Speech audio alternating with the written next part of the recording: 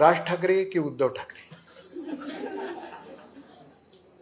असं आहे की मी पुन्हा सांगतो, मागाशी मी सांगितलं की राजकारणात काही पक्क नसतं.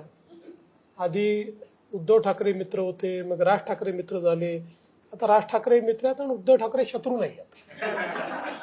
राज की बात बताई, राज की बात बताई. दुसरा भाग असा येतो की खूप मनापासून ज्याच्यावर विश्वास टाकावा असे सहकार्यांमधले अजितदादा की एकनाथराव शिंदे? माझ्या पुरतं विचाराल तर माझे दोघांशी अतिशय एक्सक्लुझिव्ह संबंध आहे. म्हणजे त्यांचं वेगवेगळ्या लोकांची वेगवेगळे डायनामिक्स असू शकतात, पण शिंदे साहेबांशी माझी खूप जुनी मैत्री आहे आणि अजितदादांमध्ये जी एक पॉलिटिकल मॅच्युरिटी आहे त्याच्यामुळे त्यांची माझी वेवलेंथ खूप मोठ्या प्रमाणात जुळते. श्रूड हा शब्द चांगला नाही वाटणार, पण ठाम कठोर असा राजकारणी अधिक कोण, मोदी की शहा? मला असं वाटतं की मोदीजी कठोरपेक्षाही अनुशासित राजकारणी आहे. म्हणजे त्यांनी जीवनामध्ये जो मार्ग पकडला त्या मार्गावरनं कितीही अडचणी आल्या तरी त्यातनं आजूबाजूला व्हायचंच नाही, हे जे अनुशासन लागतंय फारच कठीण आहे. म्हणजे तुम्ही मला जर विचाराल तर त्याच्यात 10% देखील माझ्याकडे तेवढं अनुशासन नाही. त्यामुळे कठोर नाही म्हणतात, ते अनुशासित आहेत.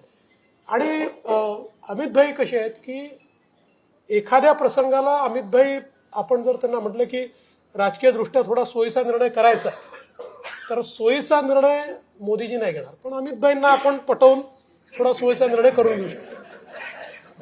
एक शेठ आहे, दुसरा दिवाण आहे, असा असा त्याचा अर्थ. असं समजा राजकीय क्षेत्रामध्ये अशी उलगाउलग घडवणारा, घालमेल घडवणारा एखादा प्रसंग घडला तर चटकन जाऊन कोणाशी बोलायला आवडेल, नितीनजींशी की नरेंद्रभाईंशी? नितीनजीच अवेलेबल आहेत ना. नरेंद्रभाई कडे राष्ट्रीय प्रश्न, आंतरराष्ट्रीय प्रश्न आहेत. आपण आपले छोटे छोटे प्रश्न घेऊन पुढे. पण एक मी निश्चितपणे आपल्याला सांगतो की मोदीजींची एक ही पण म्हणजे एक गोष्ट सगळ्यांनी जाणून घेण्यासारखी आहे की आपल्याकरता, आपल्या कुटुंबाकरता, मीच नाही, कोणीही जे काही प्रमुख नेते आहेत, आमदार आहेत, खासदार आहेत, यांनी वेळ मागितला तर ते वेळ देतात आणि अतिशय ज्याला कौटुंबिक अशा प्रकारची चर्चा करतात. तुमच्या अडचणी असतील तर त्या समजून घेतात. त्यामुळे मुळात मोदीजींचा जो स्वभाव आहे हा जरी वरून कठोर दिसत असला तरी तो फार इमोशनल आहे आणि एक त्यांचा कनेक्ट असतो. त्यामुळे आपण काही प्रधानमंत्र्याला रोज भेटायला जाऊ शकत नाही, पण जेव्हा आपण भेटतो त्यावेळेस त्यांच्याशी मनातल्या 4 गोष्टी बोलता येतात. आणि त्यांच्यातला दुसरा मोठा गुण आहे की ते किती वेळ ऐकून घेतात. ऐकून घेण्याची त्यांची जी क्षमता आहे, जसं तुम्ही मगाशी बोललात, तुम्हाला एक उदाहरण सांगतो की आमची इलेक्शन कमिटीची बैठक होती, आजही होती, पण आज या कार्यक्रमामध्ये मी गेलो नाही. तर लोकसभेच्या वेळी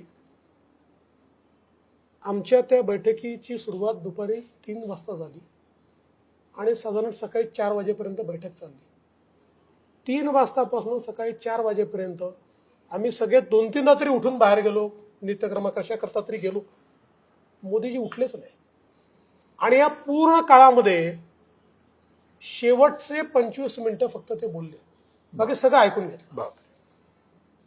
ही जी त्यांची ऐकण्याची क्षमता आहे, किंवा जेव्हा राष्ट्रीय अधिवेशन होतं, 2 दिवस राष्ट्रीय अधिवेशन असतं, त्या 2 दिवसात पूर्ण वेळ राष्ट्रीय अधिवेशनात ते बसतात, एक शब्द बोलत नाही, सगळं ऐकून घेतात आणि शेवटचं भाषण करतात.